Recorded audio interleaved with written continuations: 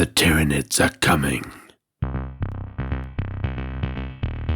Hi, welcome to the channel. I'm going to talk about building a Tyranid army. I'm going to cover things you need to think about, the models you should be buying, and how you can play them. So you should be thinking about getting value for money, shopping around, using online retailers to get 10 to 20% off all your prices. When you're choosing options, pick things that you like the look of. The rule of cool is really key. And with Tyranids, you can have big monsters, a horde army, or a mixture of both. If you're really wanting to build a competitive list for Tyranids, then this video probably isn't the one for you. But check out this one here, which shows you how much it costs to build a competitive list in every single army. If you're going to be building a horde army, don't be put off by going for second-hand models. If they're not too badly painted, you can just use them, and over time consider repainting them. And it's not actually that difficult to strip and repaint. So let's firstly cover the things that every Tyranid player should have. The first thing you need is the rules, and it's difficult to say at this time how long the current rule set is going to be around because of 9th edition codex is coming. If you want to keep up to date, you can use Warpedia on the web, or you can use the Warhammer's own app to give you all the latest details. However, for me, there's nothing like having a codex. So picking up the 8th edition codex is a great read, well worth having,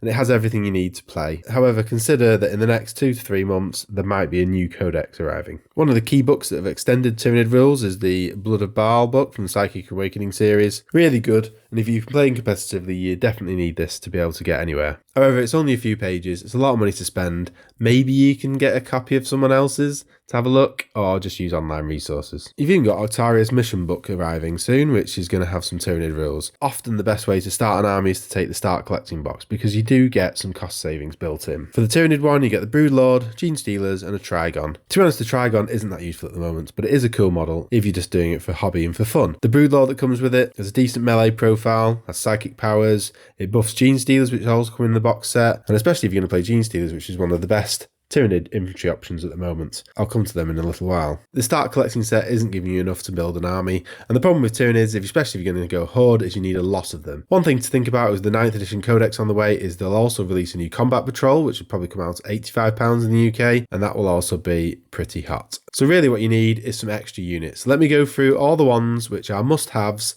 and you can pick and choose whichever ones you like. We'll start with the Swarm Lord. It's a great character, a must-have in every list, to be honest, and it's recently taken a points discount as well. There's so much to say about the Swarm Lord. It really is the must-have in every Tyranid list. Next to the Hive Guard, probably the best shooting unit in the game because they have indirect fire, there's great strats to double shoot them. Even though they're not cheap, you can run one box of 3. A lot of people will take at least 5 or 6. Next up for the shooting is the Exocrine, which to be honest is the backbone of any Tyranid shooting list. Often taken in the High Fleet Kronos detachment because of all the buffs, really worth having. The Winged Hive Tyrant, it's a great kit to have. Lots of options to build, and the wing one definitely is the best. It's had a significant points reduction recently. It's a very efficient model, super fast around the board, and because it's only got a small base, it's really easy to jump around. The Smash Hive Tyrant is one of the best builds for this, and it has 2 psychic casts, 2 sets of Scything Talons, murderous size, it's hitting on 2s, really rolling 1s, and it's strength 7, AP -4 with a flat 4 damage. It really is a great Smash character. One thing to note about Tyranids is that most of their melee caps off at 7, which means you're going to struggle against toughness 8 stuff. You can actually break this down by using models like the Forge World Dimacaron, which is strength 8,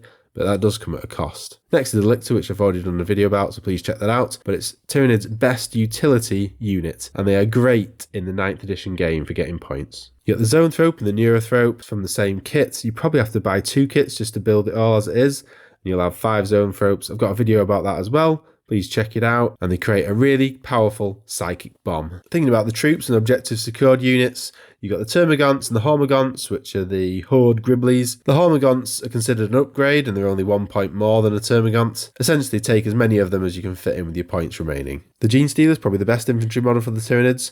Not a complete must-take, but really excellent. And if you combine them with the Broodlord, they're one of the best anti-infantry options you're going to have. And they're now even cheaper by 2 points a model from a recent FAQ. If you're building a horde army, you're thinking about how much it's going to cost.